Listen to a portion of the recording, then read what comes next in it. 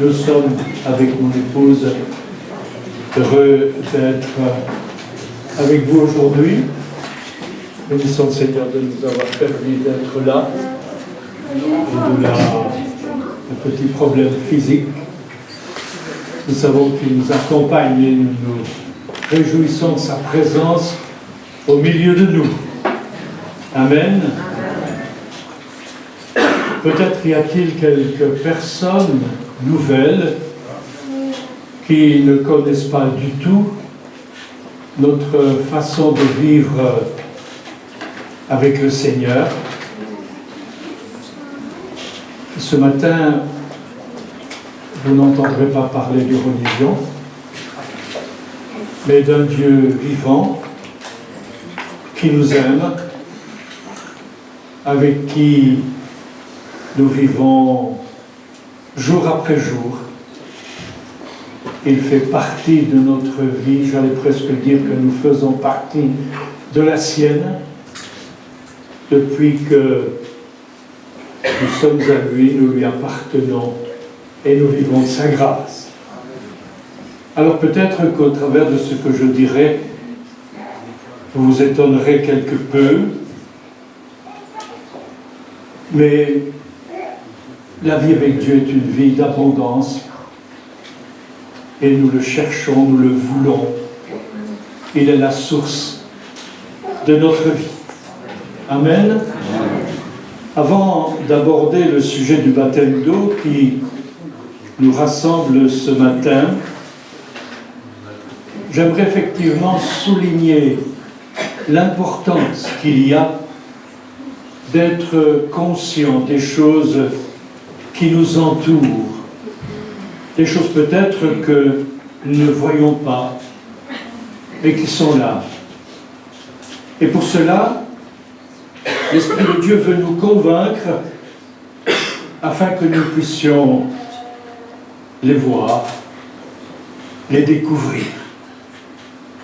Dans l'évangile de Marc, il est question d'un homme nommé Bartimée. Il est aveugle. Et l'Écriture nous dit que sa condition d'aveugle fait de lui un mendiant. Il est assis au bord du chemin. On pouvait le rencontrer en sortant de la ville de Jéricho. Et justement, ce jour-là, Jésus va sortir de la ville suivi d'une foule nombreuse. Bartimée a dû interpeller quelqu'un pour savoir ce qui se passait. Et il vient d'apprendre que c'était celui que les gens appelaient Jésus de Nazareth. Alors il se mit à crier « Fils de David, aie pitié de moi !» Tandis que Jésus avançait doucement, plusieurs le reprenaient pour le faire taire. Mais il criait plus fort, « Fils de David, aie pitié de moi !» Pourquoi veut-on le faire taire? Parce que dans son obscurité, alors qu'il ne pouvait pas voir ce qui se passait autour de lui, il avait réfléchi intérieurement. Quelque temps auparavant, on lui a sans doute raconté les miracles que Jésus faisait un peu partout.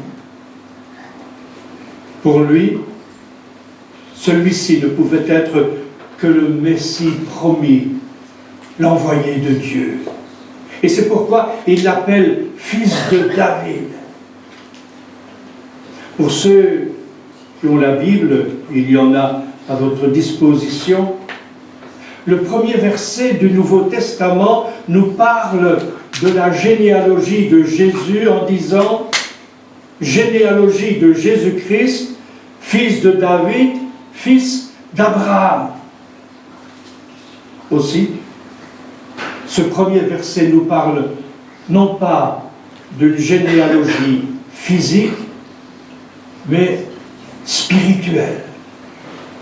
Elle résume le plan de Dieu à l'égard d'Abraham qui, à cause de son obéissance, a reçu la promesse que toutes les nations de la terre seraient bénies en lui. Cette promesse contenait la venue du Messie, et pour Bartimée, il est certain que ce Jésus, c'est le Messie. Et il crie plus fort que tout le monde. Quelques instants plus tard, Jésus est près de lui. « Que veux-tu que je te fasse ?» Rabouni, c'est-à-dire Maître, lui répondit l'aveugle, « que je recouvre la vue. » Et Jésus lui dit, « Va, ta foi t'a sauvé. » Aussitôt, il recouvra la vue et suivit Jésus dans le chemin. On lit cela dans Marc, chapitre 10, versets 46 à 52. Lui, l'aveugle, voyait finalement ce que les autres ne voyaient pas. Pour nous, ce matin, qui est Jésus? Le Fils de l'homme ou le Fils de Dieu? Certes, il est bon pour nous d'avoir une bonne vie, une bonne vue, et de voir les choses qui sont autour de nous, qui nous entourent. Mais alors que le Saint-Esprit veut nous éclairer, il est bon, en y réfléchissant dans le secret de nos cœurs, il est bon de découvrir ce que Dieu veut nous proposer.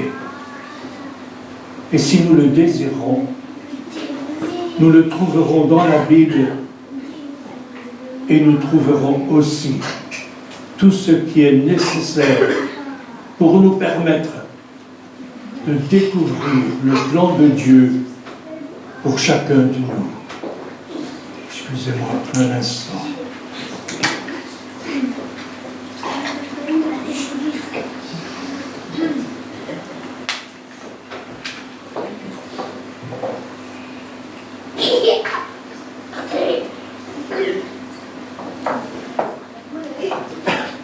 Il y a quelqu'un d'autre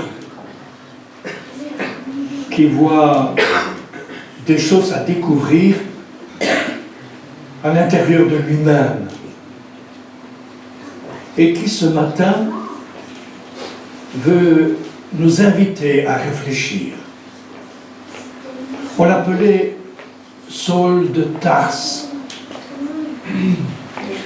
Avant d'en venir à ce qu'il va suivre, à ce qu'il va vivre, par la suite, cet homme jeune va assister à un meurtre, au meurtre d'Étienne. Celui qu'on lapide est un homme de Dieu, rempli du Saint-Esprit, qui rend témoignage à Jésus. Alors qu'Étienne reprochait aux principaux des Juifs d'avoir été les meurtriers du Seigneur Jésus, ils le traînèrent hors de la ville et le lapidèrent. Les témoins déposèrent les vêtements aux pieds de ce jeune homme nommé Saul. C'était la première persécution de l'église de Jérusalem. Quelque temps plus tard, Saul de Tarse demanda des lettres de recommandation au Sanhédrin pour les synagogues de Damas, afin que s'il trouvait des partisans de la nouvelle doctrine, hommes ou femmes, il les amena liés à Jérusalem. Comme il était en chemin et qu'il approchait de Damas, tout à coup, une lumière venant du ciel resplendit autour de lui. Il tomba de son cheval par terre. Et il entendit une voix qui lui disait « Saul, Saul, pourquoi me persécutes-tu? Il répondit, qui es-tu, Seigneur? Et le Seigneur dit, je suis Jésus que tu persécutes. Il te serait dur de regimber contre les aiguillons. Cette rencontre avec Jésus, bien sûr, a bouleversé sa vie. Et il deviendra l'apôtre qui, à travers de ses épîtres, apportera à l'Église les précieux enseignements dont elle aura besoin. Cela dit, bien sûr, il faudra premièrement qu'il soit lui-même enseigné par le Saint-Esprit. C'est un homme religieux qui connaissait la loi et au travers d'elle, il croyait faire la volonté de Dieu. Cependant, dans sa marche avec le Seigneur, il découvrira dans son être intérieur des choses que le Saint-Esprit veut révéler à tous ceux qui ont l'amour de la vérité. C'est par expérience qu'il dira dans ses écrits un certain nombre de choses que tous ceux qui veulent suivre le Seigneur connaîtront également. Il dira, nous savons en effet que la loi de Dieu est spirituelle, mais moi, je suis charnel, vendu au péché. Car je ne sais pas ce que je fais, je ne fais point ce que je veux, et je fais ce que je hais. C'était un homme religieux qui disait cela. Or, si je fais ce que je ne veux pas, je reconnais par là que la loi est bonne. Et maintenant, ce n'est plus moi qui le fais, mais c'est le péché qui habite en moi. C'est peut-être un peu compliqué pour ceux qui n'ont jamais entendu parler de cela. Mais il est bon d'aller plus loin, parce que ça nous concerne tous. Nous sommes tous dans le même bain. Et il ajoute, aussi ce qui est bon, je le sais, n'habite pas en moi, c'est-à-dire dans ma chair. J'ai la volonté, mais non le pouvoir de faire le bien. Car je ne fais pas le bien que je veux, et je fais le mal que je ne veux pas. Peut-être, plusieurs d'entre nous ont déjà fait cette expérience. Et si je fais ce que je ne veux pas, ce n'est plus moi qui le fais, c'est le péché qui habite en moi. Je trouve donc en moi cette loi. Quand je veux faire le bien, le mal est attaché à moi. Car je prends plaisir à la loi de Dieu selon l'homme intérieur, mais je vois dans mes membres une autre loi qui lutte contre la loi de mon entendement et qui me rend captif de la loi du péché qui est dans mes membres. C'est bien cela que tous ceux qui s'approchent de Dieu connaîtront. La loi du péché me rend captif. Alors il s'écrie, misérable que je suis, qui me délivrera du corps de cette mort? Grâce soit rendue à Dieu par Jésus-Christ notre Seigneur. On lit tout ça dans Romains 7, versets 14 à 25. Quand il proclame « Misérable que je suis », après avoir découvert sa nature charnelle vendue au péché, il y a en cela un aveu qui le pousse à la repentance. C'est un homme qui va prendre conscience de ce qu'il est vraiment. Toutefois, en cheminant avec Jésus, il vivra des expériences extraordinaires. Dans ses écrits, il dira, plutôt que de les raconter, je m'en abstiens, afin que personne n'ait à mon sujet une opinion supérieure à ce qu'il voit en moi ou ce qu'il entend de moi. Et pour que je ne sois pas enflé d'orgueil à cause de l'excellence de mes révélations, il m'a été mis une écharpe dans la chair un ange de Satan pour me souffleter et m'empêcher de m'enorgueillir. Il n'a pas peur de dénoncer son orgueil, afin d'aider tous les enfants de Dieu à prendre conscience de leur propre orgueil. Et cela peut vous étonner ce matin que je dis cela, mais ce n'est pas moi qui le dis, c'est la parole de Dieu. De toute évidence, Jésus le Fils de Dieu s'est humilié pour venir jusqu'à nous afin de nous libérer de la puissance de Satan, dont l'orgueil est sa marque dans nos vies. L'orgueil d'un homme l'abaisse, mais celui qui est humble d'esprit obtient la gloire. Proverbe 29, verset 23. Ou encore, la crainte de l'Éternel enseigne la sagesse et l'humilité précède la gloire. Proverbe 15, 33. Il y a encore dans la parole de Dieu bien d'autres passages qui évaluent la différence entre l'orgueil et l'humilité. Nous retrouverons celui qui devient l'apôtre Paul dans ses voyages missionnaires, disant « Depuis le premier jour où je suis entré en Asie, vous savez que je n'ai rien caché de ce qui vous a été utile, et que je n'ai pas craint de vous prêcher et de vous enseigner publiquement et dans les maisons, annonçant aux Juifs et aux Grecs la repentance envers Dieu et la foi en notre Seigneur Jésus-Christ. » Acte 20. Quand il témoigne, il dira au roi Agrippa, à ceux de Damas d'abord, puis à Jérusalem, dans toute la Judée et chez les païens, j'ai prêché la repentance et la conversion à Dieu avec la pratique d'œuvres dignes de la repentance. Acte 26, 20. C'est sans doute ce qu'il nous enseigne aujourd'hui, à nous qui sommes ici.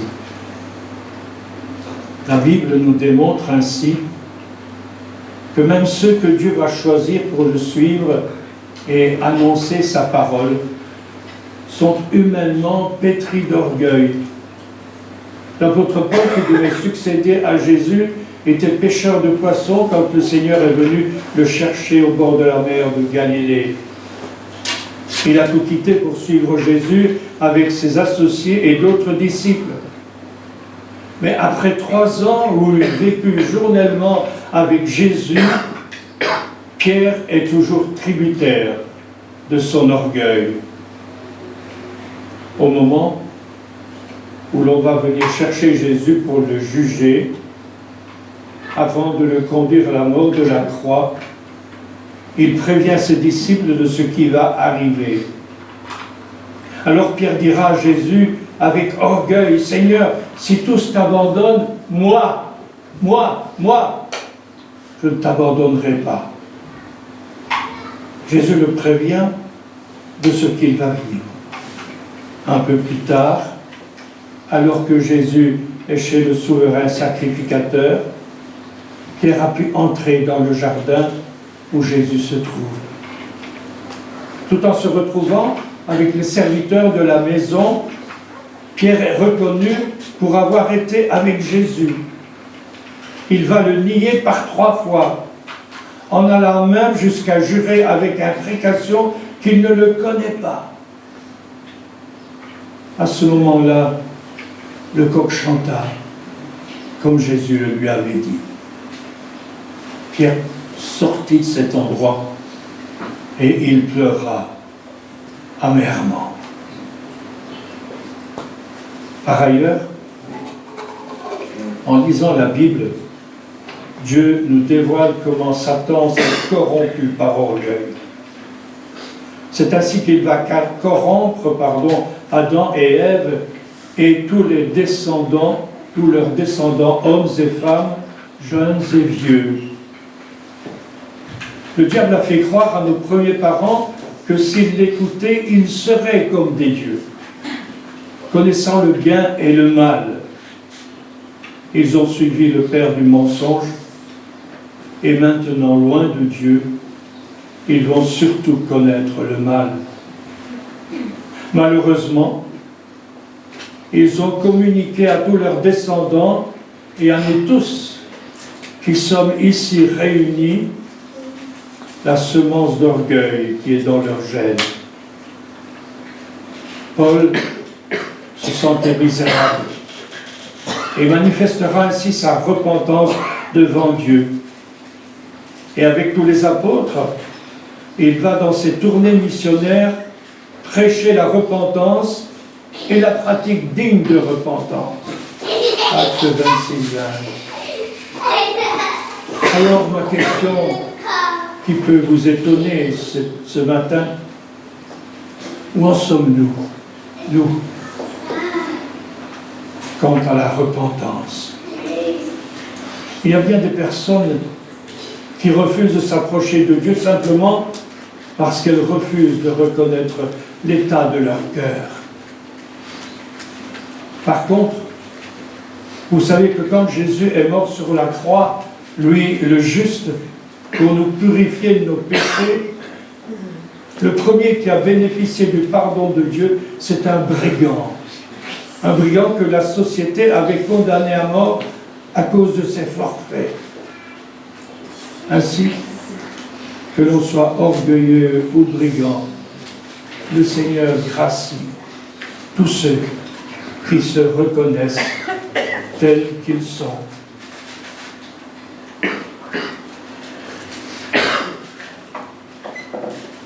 C'est ici, sans doute, que pour chacun, c'est ici que l'Esprit de Dieu a besoin d'ouvrir notre esprit afin que nous comprenions les Saintes Écritures. C'est ce que Jésus va faire en faveur de ses disciples juste après sa résurrection. En effet, depuis 3 ans qu'ils étaient avec lui, jusque-là, ils le connaissaient comme Jésus, homme, fils de Marie. Certes, c'est un homme extraordinaire, mais il n'avait pas encore pris la mesure de Jésus, le Fils de Dieu.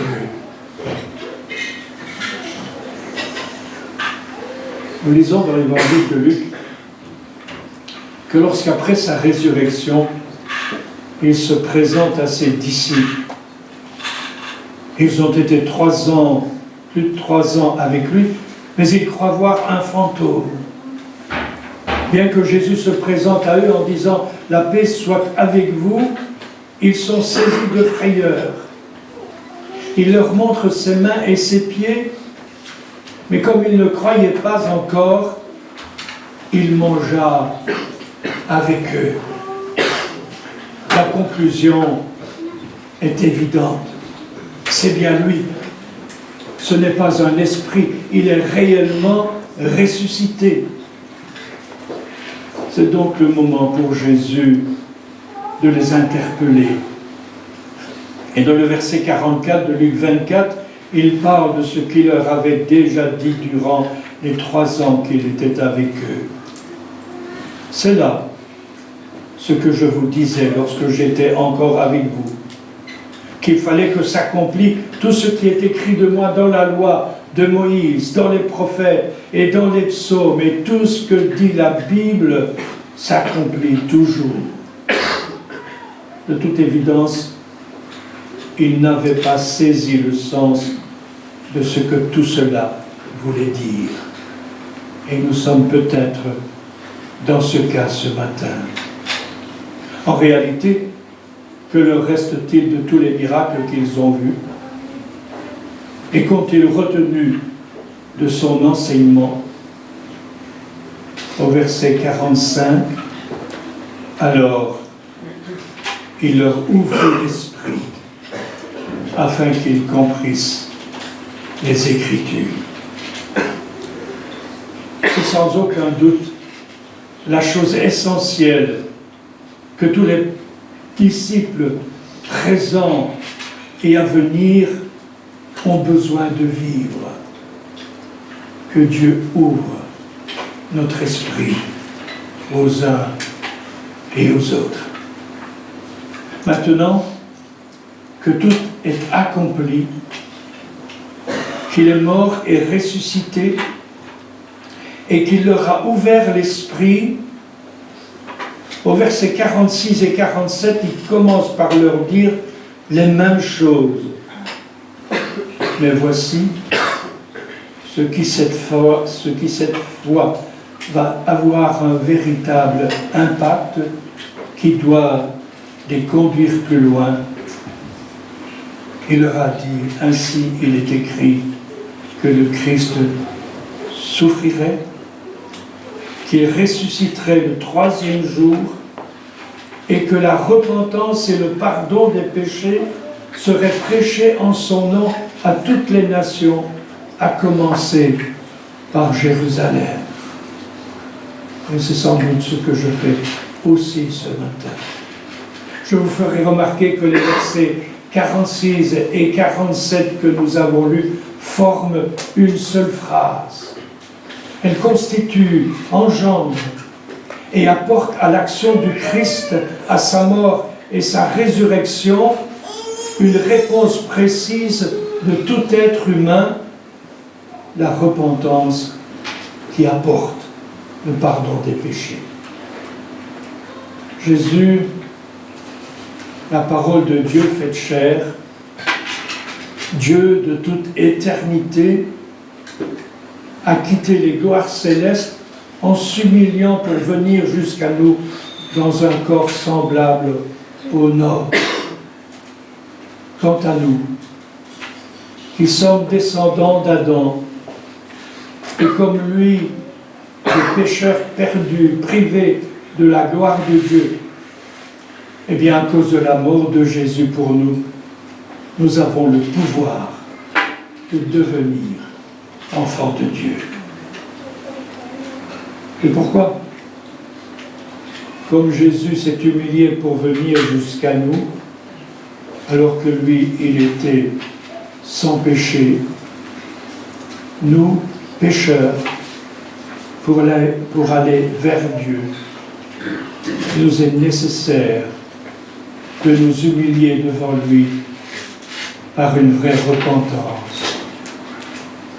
Se repentir d'avoir offensé Dieu par notre nature charnelle, vendue au péché, c'est là le chemin de la vie avec abondance. J'aimerais vous dire que se repentir et pleurer pour ses péchés, aussi grands qu'ils soient, est une puissance de délivrance extraordinaire, car c'est ainsi que l'on peut naître de Dieu dans une nouvelle vie. C'est pourquoi plus notre repentance sera profonde, intense, plus nous permettrons au Saint-Esprit de Dieu de transformer nos vies. Quand j'ai vécu cela, j'ai pleuré sur ma nature de péché. Au bout d'un certain temps, il ne me restait plus qu'à réclamer sur moi la justice de Jésus. Je voulais qu'il règne sur moi dans tous les domaines de ma vie. C'est alors que je me suis relevé, plein de paix et de joie. Pierre disait à ceux qui l'écoutaient, « Repentez-vous donc et convertissez-vous pour que vos péchés soient effacés. » Et il ajoutait, afin que des temps de rafraîchissement viennent de la part du Seigneur. C'est une vie nouvelle qui s'offrait à moi, pleine, entière. Une vie nouvelle extraordinaire en relation avec Dieu qui s'offre à chacun de nous. Ces paroles commençaient à prendre tout leur sens, afin que des temps de rafraîchissement viennent de la part du Seigneur. Alors j'ai voulu m'engager à le suivre et à lui appartenir totalement. Descendre dans les eaux du baptême, comme le dit Pierre dans 1 Pierre 3, 21, ce n'est pas à la purification des souillures du corps, mais l'engagement d'une bonne conscience envers Dieu et qui maintenant vous sauve, vous aussi, par la résurrection de Jésus-Christ. Le baptême, c'est un engagement devant Dieu qui maintenant vous sauve. Ce baptême ne peut pas se prendre à la légère. Cet engagement doit être comme un contrat, le contrat d'une bonne conscience envers Dieu. Cet engagement est un engagement à vie et qui maintenant vous sauve, vous aussi, par la résurrection de Jésus-Christ. On peut dire que le baptême d'eau est le témoignage public de notre repentance, car il implique de mourir avec Jésus, pour vivre avec lui dans un engagement total de le suivre, afin de ressusciter avec lui dans une vie nouvelle. Alors oui, nous sommes nés de Dieu, c'est la nouvelle naissance. Ce n'est pas parce que nous sommes descendus dans les eaux du baptême, ce qui est, il est vrai, un acte d'obéissance qui doit être fait avec sérieux, sachant que se repentir et s'engager avec lui nous assure le pardon de nos péchés et nous ouvre les portes du salut pour vivre avec lui une éternité dans sa gloire. Si quelqu'un est en Christ, il est une nouvelle créature. Les choses anciennes sont passées. Voici, toutes choses sont devenues nouvelles. Et tout cela vient de Dieu qui nous a réconciliés avec lui par Christ et qui nous a donné le ministère de la réconciliation. Car Dieu était en Christ, réconciliant le monde avec lui-même, en n'imputant point aux hommes leurs offenses, et il a mis en nous la parole de la réconciliation. Faisons donc fonction d'ambassadeurs pour Christ, comme si Dieu exhortait par nous, nous vous en supplions, au nom de Christ, soyez réconciliés avec Dieu. S'il y a des choses qui ne sont pas suffisamment claires, que vous avez entendues ce matin,